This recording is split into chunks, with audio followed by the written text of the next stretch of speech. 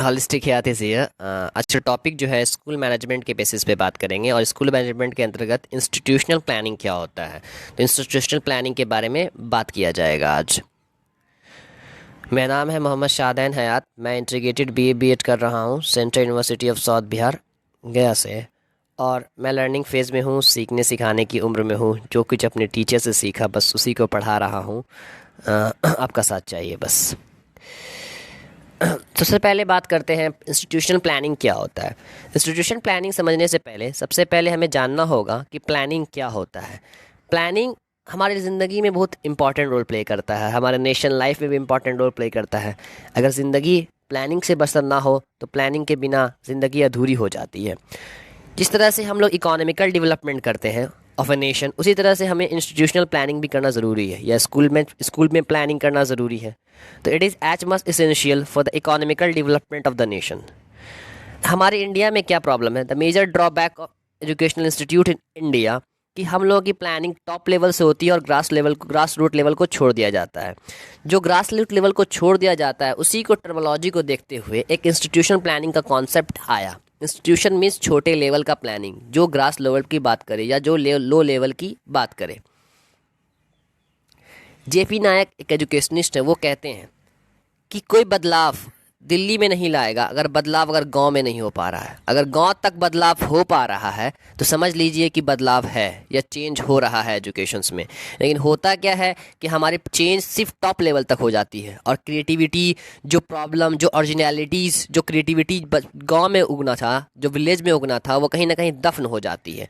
तो जेपी नायक का ये पॉइंट ऑफ व्यू है। इसलिए ये कॉन्सेप्ट को इवॉल्व कर करके यही कॉन्सेप्ट, यही सोच, यही विचार इंस्टीट्यूशनल प्लानिंग को जिंदा करती है या इंस्टीट्यूशनल प्लानिंग की कॉन्सेप्ट को लाती है। एम बी बूच क्या कहते हैं कि institutional planning is for the improvement and development.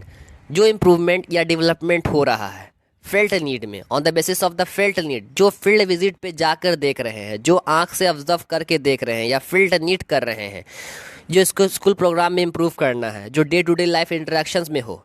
या ये प्लान शॉर्ट टर्म के लिए भी हो सकता है या लॉन्ग टर्म के लिए भी हो सकता है, ये डिपेंड करता है।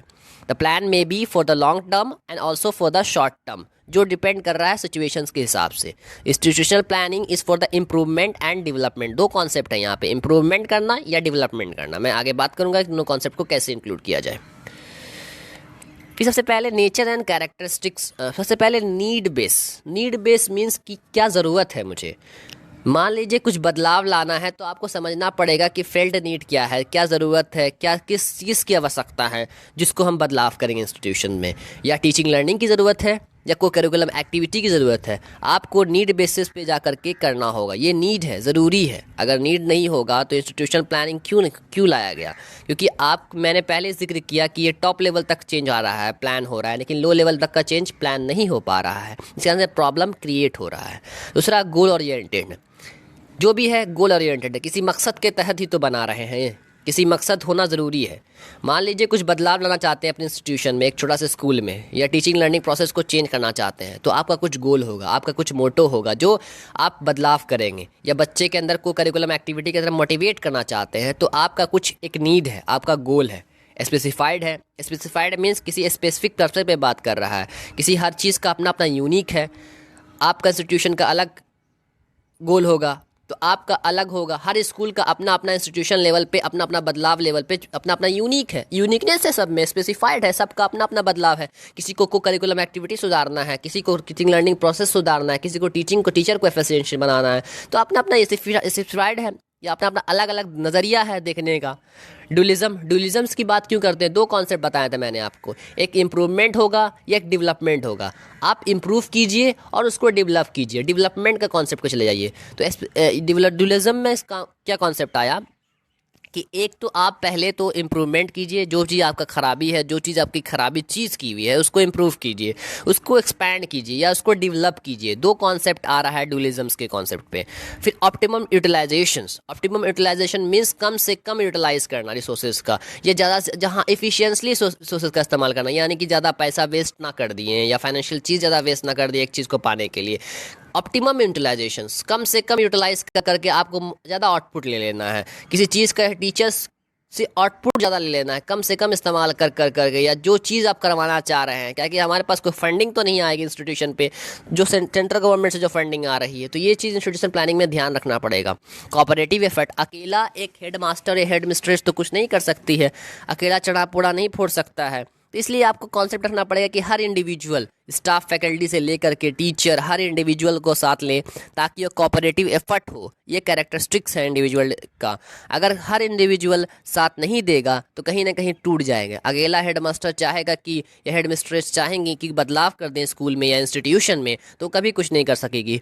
कभी करना एक मुश्किल काम है, कर तो सकती है लेकिन एक बहुत बड़ा मुश्किल काम है। हर चीज़ का कोऑपरेटिव एफर्ट होना ज़रूरी है, हर टीचर का एफर्ट का, टीचर का, स्टूडेंट का भी होना ज़रूरी है ये कोऑपरेटिव एफर्ट में।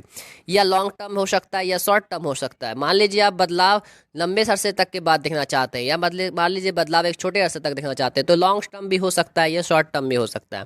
फ्लेक्सिबिलिटीज़ है, यहाँ ऊपर से डिजिट नहीं है कि ये रूल्स रेगुलेशन है आपको यही फॉलो करना है। आप अपना करिकुलम बना सकते हैं, टीचर को एक फ्लेक्सिबिलिटी दिए हैं कि आप टीचिंग लर्निंग प्रोसेस कुछ भी कर सकते हैं, आपका वे ऑफ टीचिंग कुछ भी है, फ्लेक्सिबल है। फ्लेक्सिबल मीन्स रिजिट नहीं है, एकदम आराम से टीचर लड़ को बोल रहे हैं कि आप ये कीजिए, आप वो कीजिए, तो आप टीचर को फ्रीडम दे रहे हैं, फ्रीडम ऑफ चॉइस दे रहे हैं कैसे पढ़ाना है।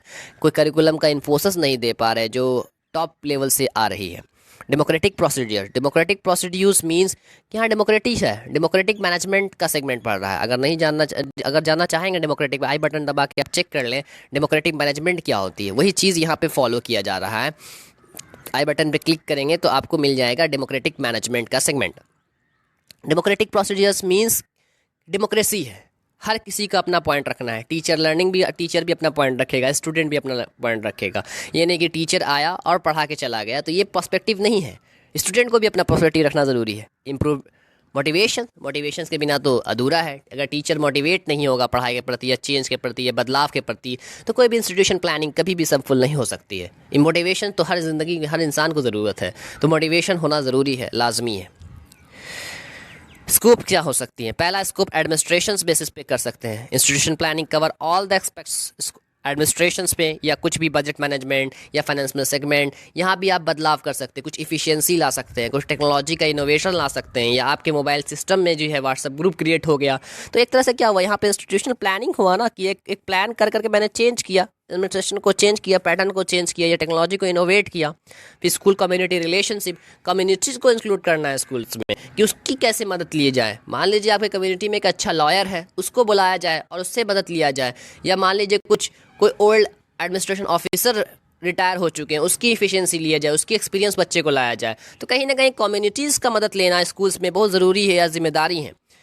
वही मैंने पहले जिक्र किया, utilisation of community resource for better learning को बेटर करने के लिए आप समाज के हर हिस्से को बुलाइए, समाज के जो इंपॉर्टेंट वर्ग हैं उसको बुला के इंपॉर्टेंस बताइए, ताकि बच्चे को टीचिंग लर्निंग प्रोसेस एफिशिएंसी हो सके। यूटिलाइजेशन ऑफ कम्युनिटीज़ का यूटिलाइजेशन करना भी एक बहुत इंपॉर्टेंट कंपोनेंट है। फिर एकेडमिक मटेरियल जैसे लाइब्रेरी का इस्तेमाल करना, इंटरनल असेसमेंट को इम्प्रूव करना, या बच्चों को कैसे इंटरनल असेसमेंट इम्प्रूव हो रहा है, या रिड्यूसिंग द वेस्ट का इस्तेमाल करना, सैनिटाइजेशन का इस्तेमाल करना। अभी कोविड का टाइम पीरियड है, कैसे वैक्सीन देना है या कैसे मास्क का प्रोटोकॉल फॉलो करना है, बच्चे को अवेयर करना, ये भी एक इंस्टीट्यूशनल प्लानिंग का हिस्सा रहा है। या रिमेडियल इंस्ट्रक्शन बढ़ा देना, या जो स्पेशल डिसेबल चाइल्ड है उसको गिफ्ट देना, या टीचिंग लर्निंग प्रोसेस को एफिशिएंट बनाना, टीम मैनेजमेंट करना, तो ये भी इंस्टीट्यूशनल प्लानिंग का एक स्कोप के दायरे में आता है।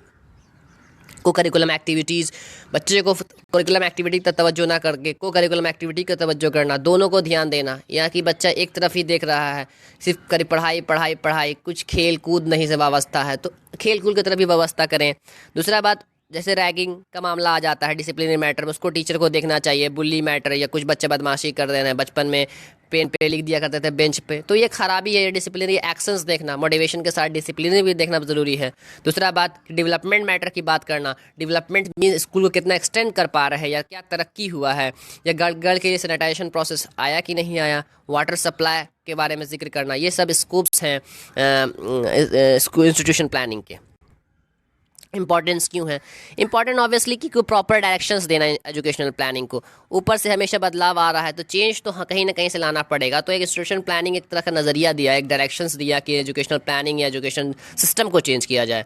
ऑटोनॉमी दे रहा है आपको, कोई रिजिट तो नहीं दे रहा है। सेंट्रल गवर्नमेंट या स्टेट गवर्नमेंट तो कुछ बोल नहीं रहा ज़बरदस्ती। हाँ, बस एक नज़रिया है कि उनकी पॉलिसीज़ को देखिए, उनकी पॉलिसीज़ को भी छोड़ना दीजिए। ऑटोनॉमी का मतलब ये नहीं कि सब चीज़ आज़ादी है। ऑटोनॉमी का मतलब है कुछ बाइंडेज, कुछ रूल्स रेगुलेशंस के दायरे में रह करके आपको बदलाव करना है। ये ऑटोनॉमी प्रोवाइड करता है, टीचर को ऑटोनॉमी प्रोवाइड करता है कि अपने करिकुलम पैटर्न को चेंज करे, अपने टीचिंग लर्निंग प्रोसेस को चेंज करे, स्टूडेंट को एफिशिएंटली बनाए। ये ऑटोनॉमी प्रोवाइड करता है। Smooth functioning of school. School क्या है? इंस्टीट्यूशन प्लानिंग में स्कूल को स्मूथ फंक्शनिंग दे रहा है। मास्टर एडमिनिस्ट्रेटर कमांड दे रहा है बच्चे लोगों को कि आप कुछ इनोवेटिव आइडिया लाएं, कुछ क्रिएटिविटी लाएं। तो इंस्टीट्यूटिव प्लानिंग क्या हुआ? ब्रेक कर रहा है जो rules and regulation from the top level to the grass root level, उसको ब्रेक कर करके एक स्मूथनेस ला रहा है, एक स्मूथ फंक्शन ला रहा है, स्टेबिलिटी प्रोवाइड कर रहा है। क्योंकि स्टेबल होगा अगर सब सिस्टम से चलेगा ना, तो सिस्टमैटिक वे से स्टेबल होगा। इंस्टीट्यूशन प्लानिंग एक सिस्टमैटिक वे से चलेगा ताकि एक अच्छा क्रिएटिविटी या इनोवेटिव ला सके या स्कूल की तरक्की की जा सके। इफ़िशियंसी, अगर हर टीचर, हर बच्चा, हर हेड मास्टर, हर स्टाफ फैकल्टी पूरी तरीके से मेहनत से, लगन से काम करेगा तो इफ़िशियंस तो होगा ना, इफ़िशियंसी बन जाएगा, इमेज बनेगा। अगर आपका स्कूल अच्छा कर रहा है, तरक्की कर रहा है, मान लीजिए स्कूल का इनोवेटिव आइडिया ला रहे हैं सबके बीच में, इंस्टीट्यूशन प्लानिंग करने के साथ साथ आपने चेंज किया, तो आपका इमेज स्कूल की तरफ कुछ अलग ही दिखेगा, अलग बनेगा समाज में। दूसरा बात, ऑप्टिमल यूज़ ऑफ रिसोर्सेज। मैंने पहले भी जिक्र कर चुका हूँ, इस पे बारे में ज़्यादा जिक्र नहीं करना है, आप रिवाइंड करके देख सकते हैं। फिर need of community support. Community का सपोर्ट होना ज़रूरी है, मैंने लाजमी है। तो ये चीज़ आपको जानना ज़रूरी है। कम्युनिटीज़ के बिना तो अगर नहीं लेंगे तो स्कूल मैनेजमेंट सिस्टम या इंस्टीट्यूशन प्लानिंग तो अधूरा है। फिर सबसे पहले स्टेप्स कैसे फॉलो करेंगे? स्टेप सबसे पहले आपको सर्वे करना होगा। सर्वे मीन्स कि आपको पूरे स्कूल जा करके देखना पड़ेगा क्या क्या प्लानिंग है, अपनी कम्युनिटीज़ में जाके देखना पड़ेगा, बच्चे से पूछना पड़ेगा कहाँ पे इंस्टीट्यूशन प्लानिंग करना है, किस चीज़ में बच्चे की कमी आ रही है, करिकुलम एक्टिविटी में या करिकुलम एक्टिविटी में या टीचिंग लर्निंग प्रोसेस में। आपको जज करना पड़ेगा, आपको देखना पड़ेगा, सर्वे करना पड़ेगा। उसके बाद प्रिपेयर करना पड़ेगा। प्रिपरेशंस मीन्स आपको प्रिपेयर करना होगा, कहाँ पे प्रॉब्लम आ रही है, किस तरह से पेपर पे लिखना होगा, आपको पॉइंट करना होगा, आपके फील्ड नीड्स क्या हैं, आपके टीचर्स के नीड्स क्या हैं, आपके स्टूडेंट्स के नीड्स क्या हैं, आपके स्कूल के नीड्स क्या हैं, उसको देखना पड़ेगा। एजुकेशनल पॉलिसीज़ ऑफ स्टेट का और गवर्नमेंट को मिला के देखना पड़ेगा। आपको पेन पेपर ले करके बैठना पड़ेगा, सिस्टमेटिक वे से प्लान करना होगा। प्लानिंग बहुत ज़रूरी है, एफिशिएंसी है प्रिपेयरिंग प्लान करने के लिए। उसके बाद इम्प्लीमेंट करना, या ना कि पेपर पे लिख दिया और छोड़ कर कहीं कोने में दफन हो गई, ऐसा नहीं है। उसको इम्प्लीमेंट करना होगा, उसको लाना होगा, उसको इंक्लूड करना होगा, किसको क्या करना है, कौन सा रूल प्रोवाइड करना है।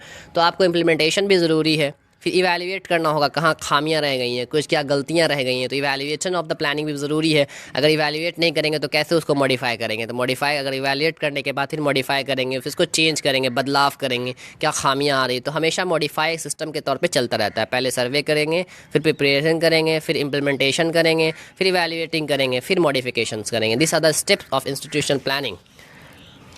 Thank you very much. मैं अपने दोस्तों का शुक्रिया अदा करना चाहता हूँ जिन्होंने बिलीव किया मुझे आने के लिए। Do like, share and subscribe.